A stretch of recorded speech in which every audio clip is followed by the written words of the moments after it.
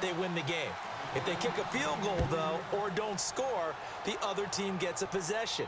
And after both teams get a possession, then we're into sudden death. First team to score wins the game.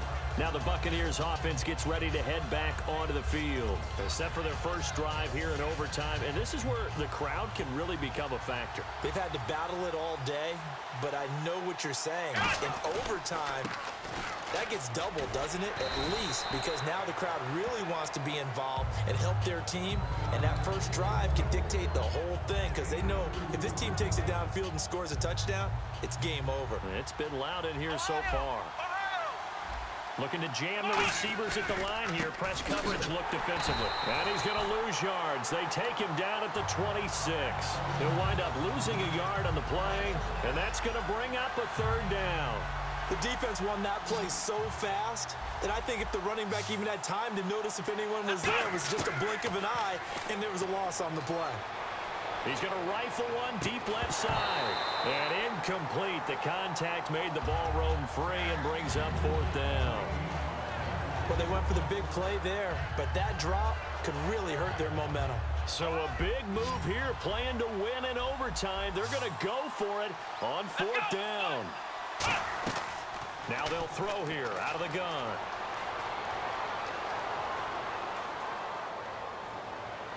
He's got a man complete.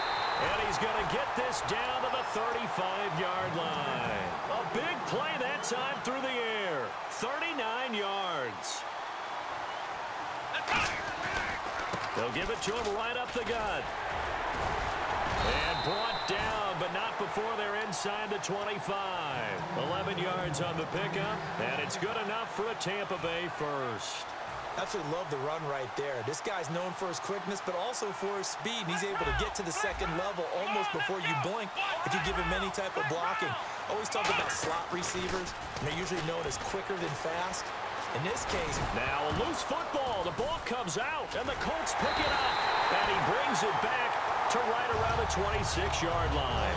And now Indianapolis set to take the field. Their defense did its job, got the stop. All they need is 3, and this is over. Couldn't have done much else other than score themselves and end it. But they turned it back over to them, and now all they need is a field goal to win the game. An excellent job by the defense. Can the offense finish things off? Yeah, part 1 is done, now part 2. No gain on the play there, second down. They was stopped on that play, but he's had plenty of carries all afternoon. Every now and then the defense is going to win one, but I don't think they'll shy away from handing it to him the rest of the game. They'll run with Allen. And nowhere for him to go again. He'll get back to the line of scrimmage. That's it. Back-to-back stops make it 3rd and 10.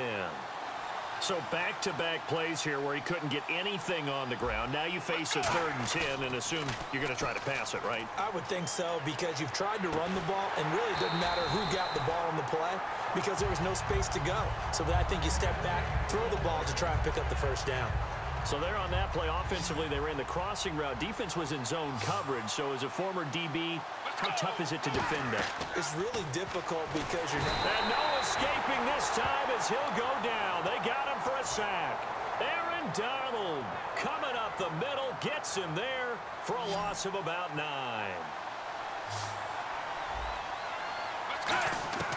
From the shotgun, he'll look to throw. And pressure coming, and they got him once again.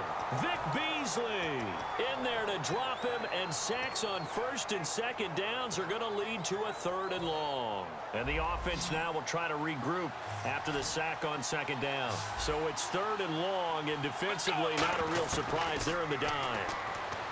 He'll drop to throw, and he's got his man in stride, complete. Well, they'll get 15, but that won't be nearly enough. It's 4th down. I don't know how many times, not just in my playing career, but you and I working together, have we ever heard a coach say, you know, I just don't have that play on my call sheet. And that's really what we had here. That was a big hole they were trying to get out of. Yeah, big gain, still a ways to go, though. Dancing to his left.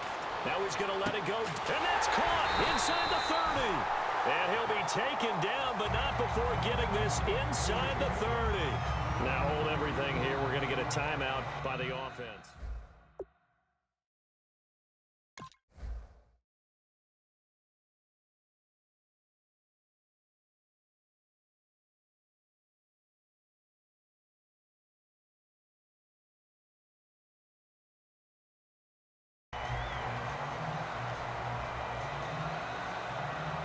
So now one of the biggest kicks of the night is forthcoming.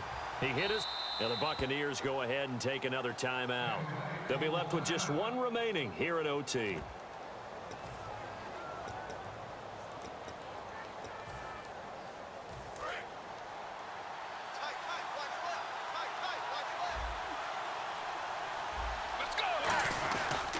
Going to give this time to the tailback. And he is swallowed up right at the line of scrimmage.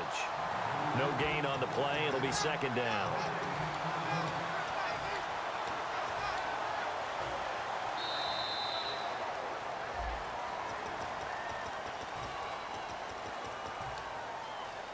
So the field goal unit is on the field.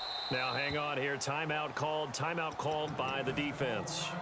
It'll be their third and final stoppage here in overtime, and we'll be back.